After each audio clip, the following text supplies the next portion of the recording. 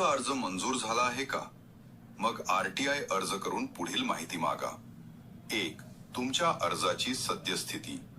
2. अर्जाचा नोंद क्रमांक व तारीख. 3.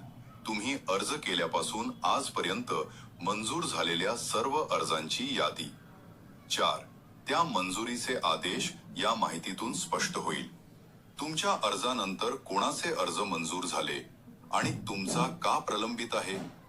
जर अर्ज मंजूर असूनही धान्य मिळत नसेल तर वितरण नोंदी आणि स्टॉक तपशील मागा. कागद मागा.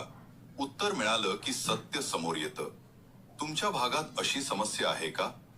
कमेंट मध्ये सांगा. प्रश्न विचारा, कारण तो तुमचा अधिकार आहे.